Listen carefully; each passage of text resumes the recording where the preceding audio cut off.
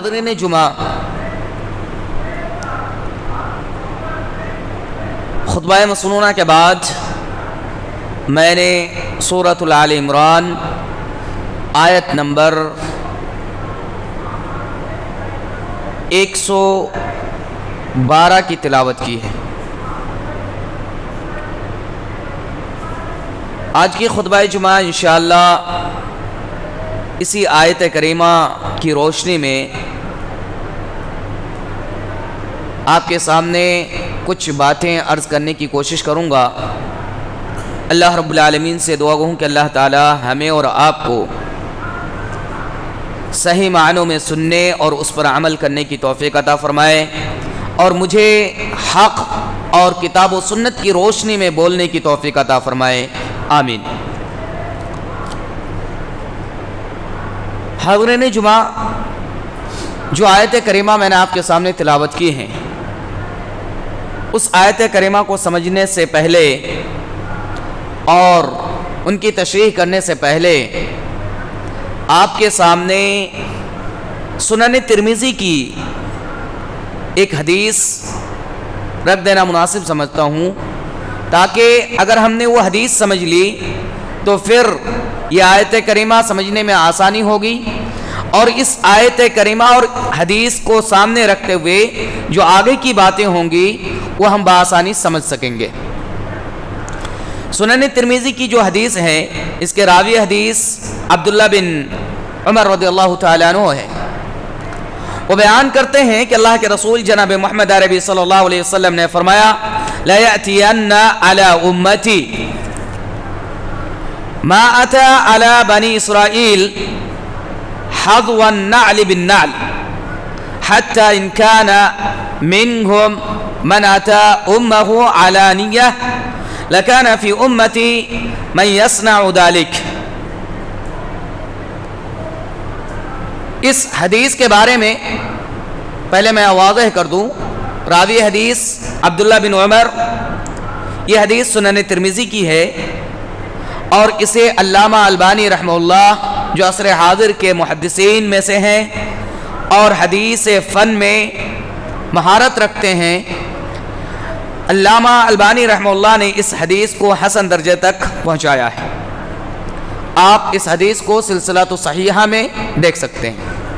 حدیث نمبر ہے 2641، یعنی 2641۔ اس حدیث میں اللہ کے نبی جناب محمد عربی صلی اللہ علیہ وسلم نے فرمایا، لَيَأْتِيَنَّ عَلَىٰ أُمَّتِي، کہ میری امت پر وہ زمانہ، وہ حالتیں، وہ مصیبتیں ان قریب آنے والی ہیں، اور ضرور بضرور آئیں گی، ما آتا علی بنی اسرائیل، جو حالتیں، جو مصیبتیں یا جو زمانہ، جو وقت بنی اسرائیل پر آئی، حظو النعل بالنعل، سیم ٹو سیم، بالکل ویسے ہی جیسے بنی اسرائیل کے سامنے حالتیں پیدا ہوئی، ویسی حالتیں میری امت پر بھی پیدا ہوں گی۔ حظو النعل بالنعل، نعل کہتے ہیں کہ جوتی کے اوپر جوتی کو رکھنا، بالکل نقش قدم پر چلیں گی۔ میری امتیں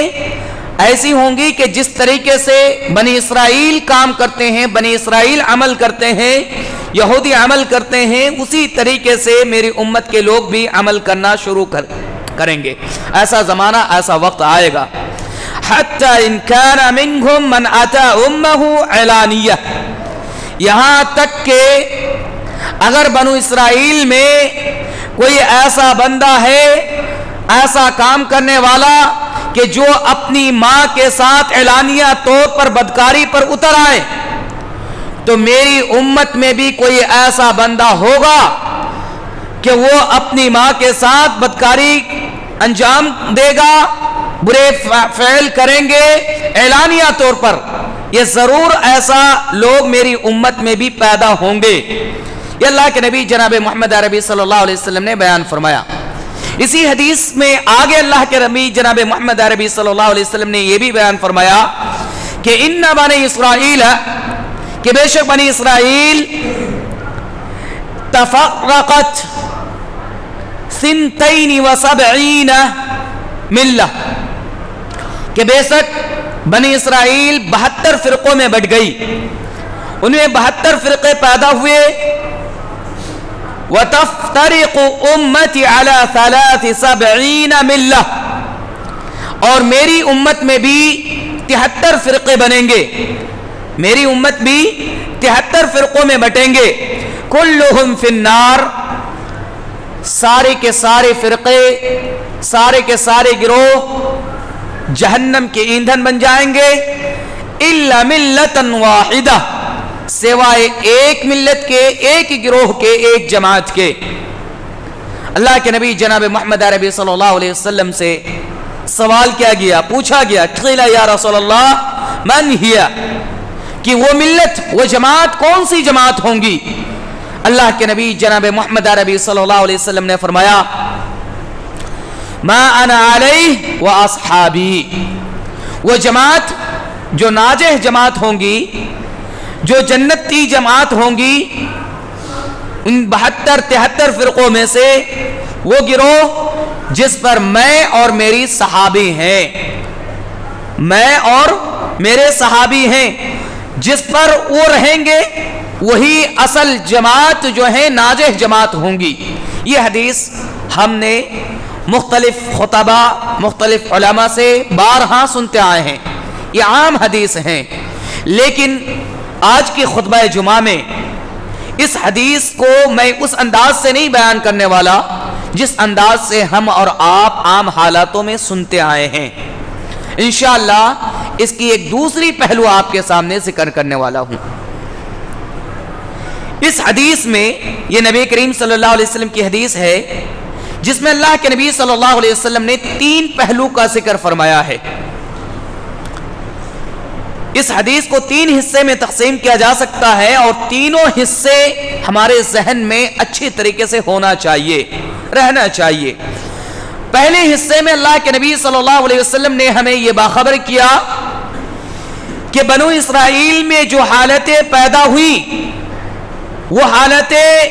ہماری امت میں بھی پیدا ہونے والی ہیں. جیسے جیسے بنو اسرائیل کی حالات گمبھیر بنتی گئی، ان کے سامنے مصیبتیں آتی گئی، ویسے ویسی مصیبتیں، ویسی ویسی پریشانیاں ہمیں بھی جھیلنا ہے، سامنا کرنا ہے. اور دوسری قسم، دوسرے حصے میں اللہ کے نبی جناب محمد عربی صلی اللہ علیہ وسلم نے بیان فرمایا کہ جن برائیوں سے، جن بدکاریوں سے، جن خطاؤں سے بنو اسرائیل اپنے آپ کو ملوث رکھے تھے، بنو اسرائیل کے اندر جو خامیاں پائی جاتی تھی، جن برائیوں میں وہ ملوث تھے، وہ برائیاں، وہ گناہ، وہ خطا ہماری امت میں بھی پائی جائیں گی، ان میں ہماری امت کے لوگ بھی ملوث ہوں گے. اور تیسری قسم، تیسرے حصے میں اللہ کے نبی جناب محمد عربی صلی اللہ علیہ وسلم نے فرمایا کہ جس طریقے سے بنو اسرائیل آپس میں فرقے بندی کر کے، گروہ بندی کر کے اپنی طاقتوں کو، اپنی قوت کو کھو چکے، اسی طریقے سے میری امت بھی 73 فرقے میں بٹ کر، 73 گروہ میں، 73 جماعت میں بٹ کر اپنی طاقتیں، اپنی قوتیں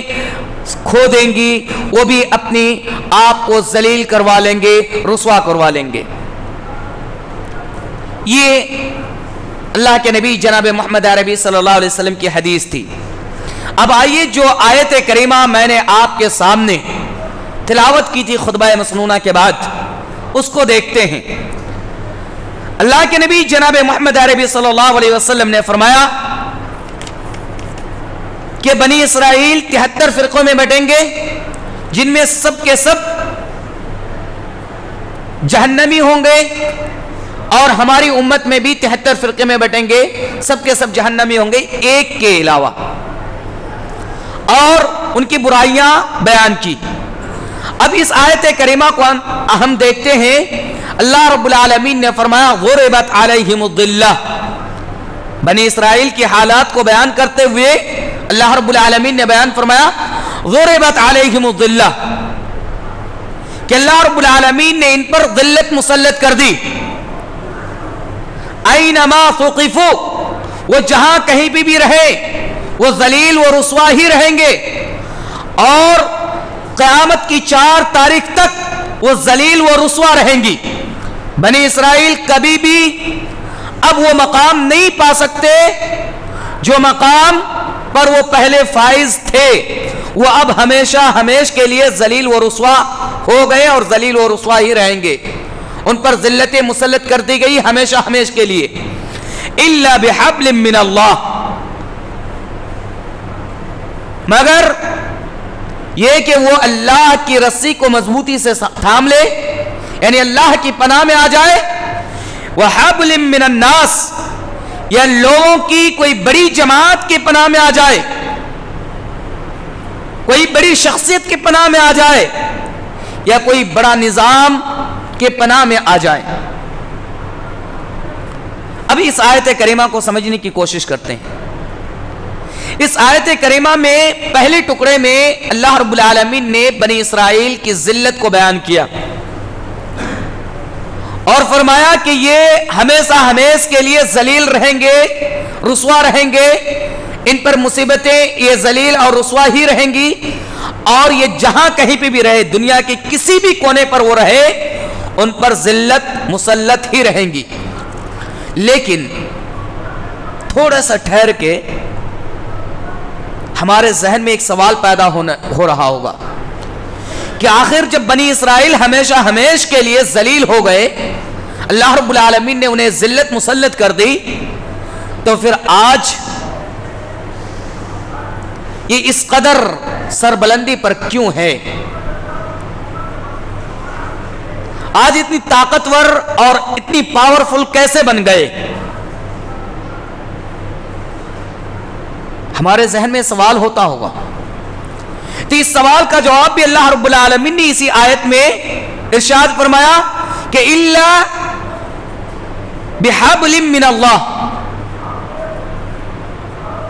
مگر یہ کہ وہ اگر اللہ کی پناہ میں آ جائے یعنی یہ ذلت یہ رسوائی کب تک ہے ان کے لیے جب تک وہ اللہ کی پناہ میں نہ آ جائے یا پھر کسی ایسی بڑی جماعت وحبل من الناس یا ایسی بڑی جماعت کے پناہ میں آ جائے یا ایسی شخصیت کے پناہ میں آ جائے جو ان کے قائم مقام یا ان کے سپورٹر بن سکے. تو آج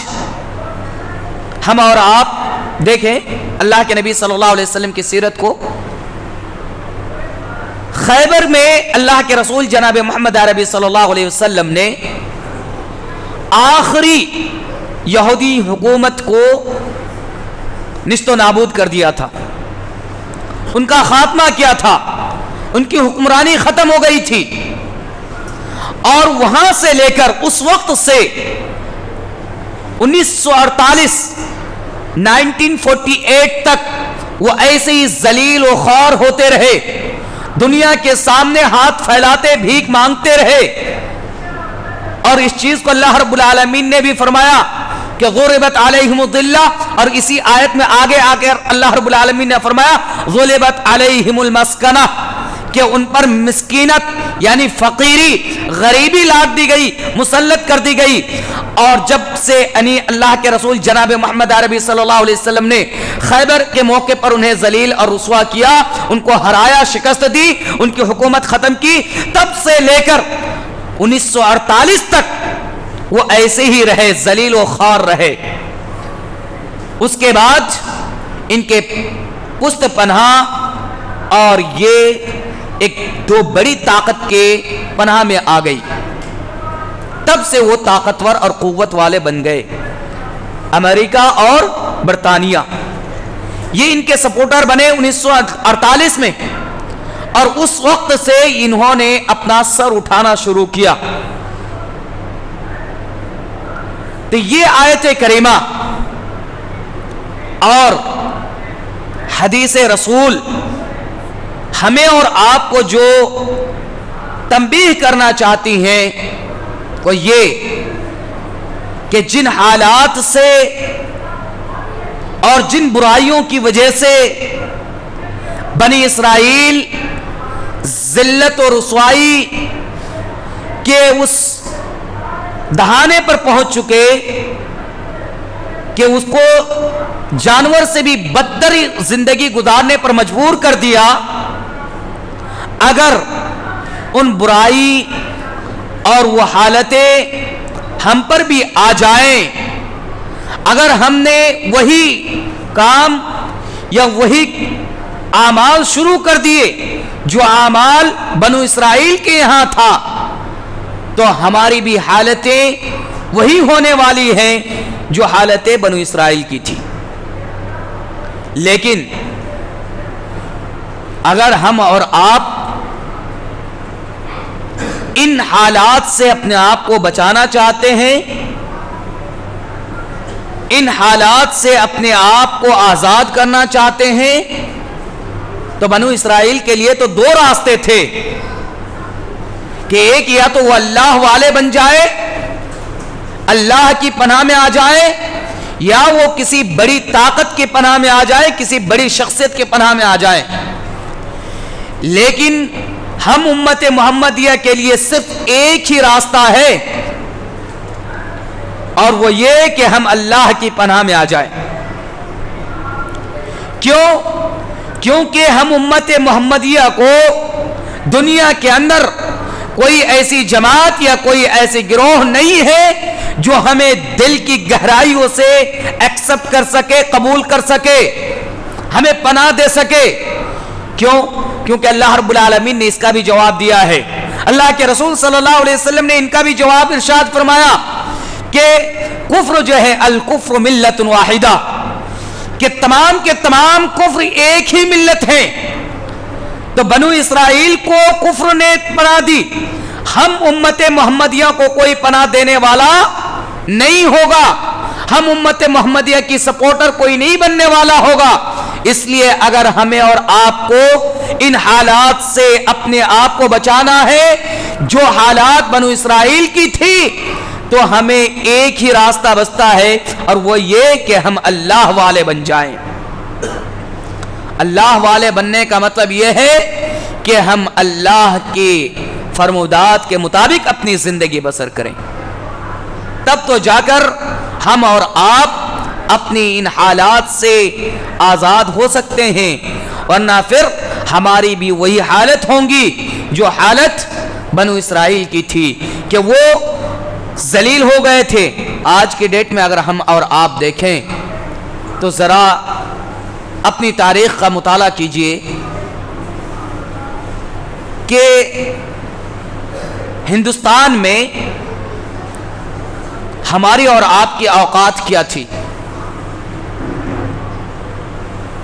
اس کو سمجھنے کے لیے آپ کو بنو اسرائیل ہی کی ایک مثال اور پیش کرتا ہوں، اس کے بعد میں اپنی حالت میں آؤں گا۔ حضرت یوسف علیہ السلام بذریعہ غلام، بحیثیت غلام مصر پہنچے، اور انہوں نے غلامیت کی زندگی بسر کرتے کرتے مصریوں نے ان کو خزانے کا مالک بنا دیا، یعنی انہوں نے خواب دیکھا، تعبیر پیش کی، اور پھر ان کو خزانے کا مالک بنایا۔ اور دیکھتے دیکھتے مصریوں کی یہاں بنو اسرائیل کی حالت، کنڈیشن یہ بن گئی کہ کنانا سے اٹھا کر انہیں مصریوں نے ایسی زمین پر بیٹھا دیا جو زرخیز زمین تھی، اور مصریوں نے سمجھا کہ اگر ہم بنو اسرائیل کو یہاں پناہ دیتے ہیں تو یہ ہمارے لیے نفع بخش ہے، ان کے ذریعے سے ہم پوری کائنات کے اندر سے بہترین طریقے سے گیہوں کو اخذ کر سکتے ہیں، ان کا جمع کر سکتے ہیں، جس سے ہمیں قحط سالی میں کوئی نقصان نہیں پہنچے گا۔ اور کنانا سے اٹھا کر انہیں مصر کے سرزمین پر بیٹھا دیا، بنی اسرائیل کی سرزمین پر بیٹھا دیا۔ اور جب یہ بنو اسرائیل اپنے اعمال اور اپنے کرتوت سے اپنے آپ کو اپنے برے اعمال کی وجہ سے اس حد تک گرا دیا کہ جب مصریوں کو یہ لگنے لگا کہ یہ بنو اسرائیل ہمارے لیے فائدہ مند نہیں بلکہ یہ ہمارے اوپر بوجھ ہے، تو پھر وہی مصری جنہوں نے انہیں اپنے سر کا تاج بنایا تھا، جنہوں نے انہیں اپنے خزانے کا مالک بنایا تھا اور اپنی زرخیز زمین پر انہیں بسنے کا حکم دیا تھا، وہی مصری انہیں اپنے پاؤں تلے دھول کے مانند سمجھنے لگے اور ان کو ذلیل و رسوا کر دیا۔ اور حالت موسیٰ علیہ السلام کے آنے سے پہلے اتنی بدتر حالت ہو گئی کہ خود اپنے آپ کو بچا کر اس مصر کی سرزمین سے نکلنے کے قابل نہیں رہے، یہاں تک کہ اسے معجزہ کی ضرورت پڑ گئی۔ اور پھر حضرت موسیٰ علیہ السلام کی بعثت ہوئی اور موسیٰ علیہ السلام کے ذریعے سے اللہ کی معجزہ ظاہر ہوا کہ سمندر میں راستہ تیار کیا گیا اور پھر وہاں سے وہ اپنی جان بچا کر بھاگے۔ یہ حالات پیدا ہو گئی ان کے اعمال اور ان کی کرتوت کی وجہ سے۔ اب ہم اپنی کنڈیشن کو دیکھیں، ہندوستان میں 10,000 12,000 14,000 18,000 اور 13,000 کی فوج آئی، اور اس کے بعد مسلمانوں کا مقام اتنا بلند ہو گیا کہ یہ ہندوستان یہ سمجھ رہی تھی کہ اگر مسلمان اس سرزمین سے چلا جائے تو ہمارا ہندوستان کی بقا اور ہمارے ہندوستان کی قدم لرزہ اٹھے گی، یہ ہندوستان کی بقا نہیں رہے گی۔ اور مسلمانوں کو عزت کی نگاہوں سے دیکھا جاتا تھا، مسلمانوں کو اپنے سر کا تاج بنائے رکھا تھا، لیکن جیسے جیسے ہم اور آپ اپنے آپ کو ذلیل کرتے گئے، بنو اسرائیل کے نقش قدم پر چلتے گئے، چونکہ اللہ کے رسول صلی اللہ علیہ وسلم کی پیشین گوئیاں آپ کے سامنے میں نے بیان کیا، تو پھر ہماری آج حالت دیکھیے کہ مسلمان اس سرزمین ہند میں ایک گالی کے طور پر جانا جاتا ہے۔ اگر کسی نے کہہ دیا کہ مسلمان گروہ سے ہیں تو انہیں یا تو دہشت گرد سمجھ لیا جاتا ہے یا تو انہیں سب سے ذلیل اور کمتر انسان سمجھا جاتا ہے، جس طریقے سے بنو اسرائیل کو مصریوں کے سامنے رکھا جاتا تھا اور انہیں گالیوں کے طور پر جانا جاتا تھا۔ تو اگر ہمیں اور آپ کو ان حالات سے بچانا ہے تو ہمارے لیے ایک ہی راستہ ہے کہ ہم اللہ والے بن جائیں، اور اللہ والے بننے کے لیے ہمیں چاہیے کہ ہم کتاب و سنت کو لازمی پکڑیں، کتاب و سنت کے مطابق عمل کریں۔ اور ایک بات آگے بتلاتے چلوں کہ توحید تو ہمارے لیے بیسک چیز ہے، لیکن چونکہ زمین اور اپنی حکومت کی بات ہے تو میں آپ کو بتاتا چلوں کہ جب تک ہم اپنی حالت کو اس قدر نہیں بدلیں گے کہ جسے دیکھ کر یہ ہندوستان یا اہل ہندوستان یہ سمجھنے پر مجبور نہ ہو جائیں کہ یہ مسلمان یہ ہمارے لیے نفع بخش ہیں، کیونکہ جب بھی مسلمانوں نے یہ حکومتیں کی تو ہندوستان کے لیے نفع بخش ثابت تھی۔ جب ہم سے انہیں یہ محسوس ہونا لگے کہ اگر یہ ہندوستان سے نکل جائے تو یہاں عدل و انصاف ختم ہو جائے گا، اگر یہ ہندوستان سے ختم ہو جائے تو ہمارے ہندوستان برباد ہو جائیں گی، یہاں انصاف نام کی کوئی چیز نہیں رہیں گی، تب تک یہ ہندوستان ہمیں اور آپ کو ذلت کی نگاہوں سے ہی دیکھتے رہیں گے۔ تو اس لیے سب سے پہلا کام جو ہمیں اور آپ کو کرنا ہے، اگر ہمیں اور آپ کو اس ہندوستان میں وہ مقام حاصل کرنا ہے جو مقام ہمارے سلف کی تھی، تو سب سے پہلا کام یہ کہ ہمیں قرآن اور سنت کے مطابق عمل کرتے ہوئے جو راستہ عدل و انصاف کا تھا اس راستے کو ہمیں اختیار کرنا ہوگا، اور جن برائیوں سے بنو اسرائیل ملوث تھے ان سے ہمیں اور آپ کو کنارہ کش کرنا ہوگا۔ ہمیں غور و فکر کرنا ہوگا کہ ان کے کون کون سے جرائم تھے جن کی بنیاد پر وہ ذلیل و رسوا ہوئے، تاکہ ہم ان جرائم سے اپنے آپ کو دور رکھ سکے۔ آج کے خطبہ جمعہ میں 2-4 بہت بڑے بڑے جرم میں آپ کے سامنے بیان کرنا چاہوں گا۔ سب سے پہلی چیز تو یہ کہ انہوں نے اپنی حیثیت کھو دی،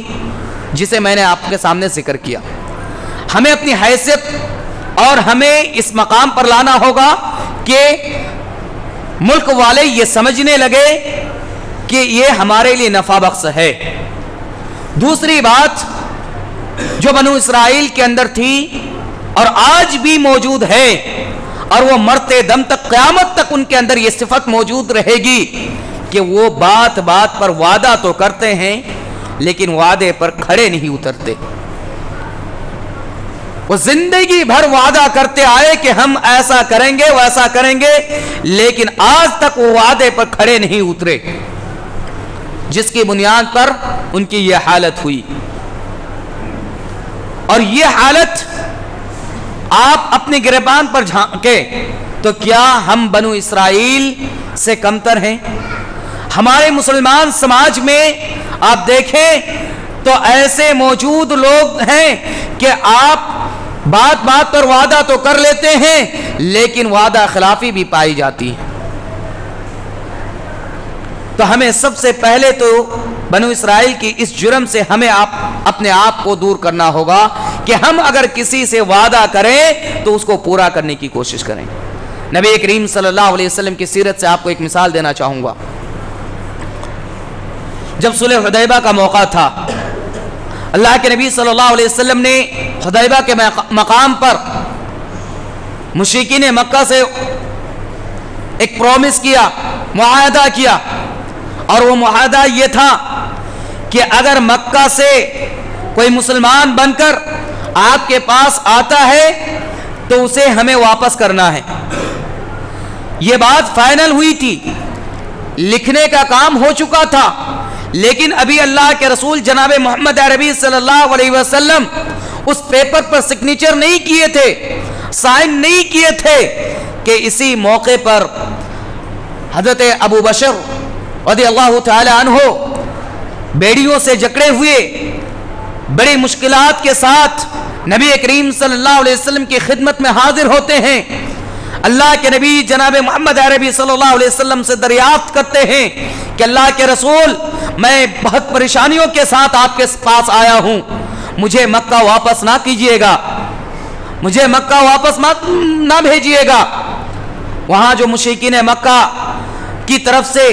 معاہدہ لینے کے لیے آئے تھے،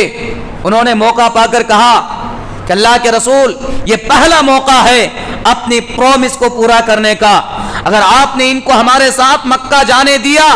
تو ہم سمجھ جائیں گے کہ آپ پرومس کے توڑنے والے نہیں بلکہ معاہدہ کو برقرار رکھنے والے ہیں۔ اللہ کے رسول جناب محمد عربی صلی اللہ علیہ وسلم چاہتے، اتنی طاقت ان کے اندر تھی، اتنی قوت اس وقت ان کے اندر تھی، کیونکہ ان کے پیپر پہ سگنیچر بھی نہیں ہوا تھا اور وہاں طاقت بھی موجود تھی کیونکہ مشرکین مکہ کی طرف سے ایک ہی بندہ آیا تھا، اور وہ چاہتے اللہ کے رسول کے ابو البشر کو یہاں روک لیا جائے، تو مشرکین مکہ اس بات پر ضد نہیں کر سکتے تھے یا کوئی طاقت استعمال نہیں کر سکتے تھے کہ اسے مجبور کر کے لے جا سکے۔ لیکن قربان چاہیے نبی کریم صلی اللہ علیہ وسلم کے وعدے کا، جو وعدہ پورا کرتے تھے۔ اللہ کے نبی جناب محمد عربی صلی اللہ علیہ وسلم نے ابو البشر کو مکہ کی طرف روانہ کر دیا۔ اللہ کے رسول نے فرمایا، میں نے معاہدہ کیا ہے، میں نے پرومس کیا ہے، اور میری یہ صفت نہیں ہے کہ میں معاہدہ توڑوں، وعدہ کو توڑوں۔ اور اللہ کے نبی جناب محمد عربی صلی اللہ علیہ وسلم ان کو روانہ کر دیتے ہیں، انہیں جکڑ کے لے جایا جاتا ہے، اور اس کا انجام یہ ہوتا ہے کہ کچھ ہی ایام میں اللہ کے رسول جناب محمد عربی صلی اللہ علیہ وسلم کی جماعت اور مضبوط جماعت بن جاتی ہے۔ اس سیرت رسول کی اس واقعے سے ہمیں اور آپ کو سبق ملتا ہے کہ ہم اگر کسی بھی معاملے میں چاہے اپنوں سے ہوں چاہے غیروں سے ہوں، ہم جب بھی وعدہ کریں چاہے کتنے بھی مشکلات کا سامنا کرنا پڑے اس وعدے پر کھڑے اترنے کی کوشش کریں۔ اور ایک دوسری بڑی جرم جو یہودیوں کے اندر تھی وہ یہ کہ وہ سود کا کاروبار سب سے زیادہ کیا کرتے تھے، اور آج بھی وہ سودی بزنس پر ملوث ہیں، اور جس کی وجہ سے وہ آج کے ڈیٹ میں چونکہ سب سے زیادہ اگر سودی کاروبار ہیں تو ان کے یہاں ہیں، اور یہ چیز ہم مسلمانوں کے اندر بھی سرایت کر چکی ہے۔ تو ہمیں اور آپ کو ان سودی کاروبار سے بھی بچانا ہوگا۔ یہ اگزامپل کے طور پر میں نے 2-4 مثالیں آپ کے سامنے پیش کی کہ بنو اسرائیل کے نقش قدم پر ہم کیسے ہو گئے، اللہ کے نبی صلی اللہ علیہ وسلم کی یہ پیشن گوئیاں کس طریقے سے حق اور لفظ با لفظ ثابت ہو رہا ہے، یہ ہم اور آپ دیکھ رہے ہیں۔ سودی معاملات میں ہم سب سے آگے ہیں۔ جس سود کے بارے میں اللہ کے نبی جناب محمد عربی صلی اللہ علیہ وسلم کا فرمان ہے کہ ان کے لکھنے والے، ان کے گواہ رہنے والے سب کے سب مجرم قرار پائیں گے، اور بلکہ اللہ رب العالمین اور اللہ کے نبی جناب محمد عربی صلی اللہ علیہ وسلم کا یہاں تک کا فرمان ہے کہ سود کے کاروبار میں ملوث ہونے والے کے لیے سب سے ادنا گناہ جو ہے، سب سے کم تر گناہ یہ ہے کہ سود لینے والا گویا کہ اپنی ماں کے ساتھ زنا کرتا ہے۔ یہ سب سے کم تر کا گناہ ہے، سود لینے والے کے لیے مثال کے طور پر بیان کیا گیا ہے۔ آپ بتائیں کہ کتنا بڑا جرم ہے سود کا کاروبار، اور اس کاروبار پر ہم اور آپ ملوث ہیں، تو کیا ہماری اور آپ کے حالات اچھے ہو سکتے ہیں؟ نہیں۔ ہمارا اور آپ کا جو معاملہ ہونا چاہیے وہ یہ کہ ہم اور آپ اسی وقت قوی ہو سکتے ہیں، مضبوط ہو سکتے ہیں، طاقتور ہو سکتے ہیں، ہم اپنے آپ کو لوگوں کے سامنے سر اٹھا کر جینے والا اس وقت رہ سکتے ہیں جب ہمارا اور آپ کا یہ خیال ہوگا کہ ہم اللہ کے برگزیدہ بندہ ہو کر زندگی گزارے۔ جب تک ہم اپنے آپ کو اللہ کے برگزیدہ بندہ ثابت نہیں کر سکتے تب تک ہم اور آپ اپنے آپ کو ذلت و رسوائی سے آزاد نہیں کر سکتے۔ اللہ کے نبی اللہ رب العالمین نے قرآن کریم کے اندر اسی سورۃ آل عمران کی آیت نمبر 10 کے اندر مسلمانوں کی، مومنوں کی صفت بیان کرتے ہوئے فرمایا کنتم خیر امت اخرجت للناس تأمرون بالمعروف وتنہون عن المنکر، کہ تمہیں ایک بہترین امت بنایا گیا ہے، لوگوں کے لیے نکالا گیا ہے۔ کیوں؟ تاکہ تم لوگوں کے برائی سے روکو اور بھلائی کا حکم دو۔ تو جب تک یہ صفت ہمارے اندر پیدا نہیں ہوں گی تب تک ہم اور آپ بنو اسرائیل کی طرح ہی ذلیل و رسوا ہوں گے۔ بنو اسرائیل آج مضبوط ہیں، یہودی آج مضبوط ہیں، کیونکہ ان کے پاس 2 راستے تھے، ان میں سے ایک راستہ انہوں نے چن لیا تھا، اور جب تک یہ 2 گروہ، یہ برطانیہ اور امریکہ ان کی پشت پناہی کرتے رہیں گے تب تک وہ مضبوط رہیں گی، لیکن ان 2 گروہ میں سے ایک گروہ بھی اگر ان سے ہاتھ چھڑا لیا، ان کی پشت پناہی کرنا چھوڑ دیا تو وہ پھر پہلی کی حالت میں آ جائیں گی۔ لیکن ہمارے اور آپ کے لیے، امت محمدیہ کے لیے صرف ایک ہی راستہ بچا ہوا ہے، اور یہ کہ ہم اور آپ اللہ والے بن جائیں۔ اس پورے خطبہ کا خلاصہ یہی ہوا کہ ہم اور آپ بنو اسرائیل کے جو جرائم تھے ان سے اپنے آپ کو پاک رکھیں، اپنے آپ کو بچائے رکھیں، اور اس حدیث پاک کا بھی مقصد اللہ کے نبی جناب محمد عربی صلی اللہ علیہ وسلم نے یہ جو پیشن گوئیاں کی، ان کا مقصد بھی یہی تھا کہ امت محمدیہ ان تمام چیزوں سے اپنے آپ کو دور رکھیں تاکہ ان کے اندر یہ برائیاں نہ پائی جائیں، تاکہ وہ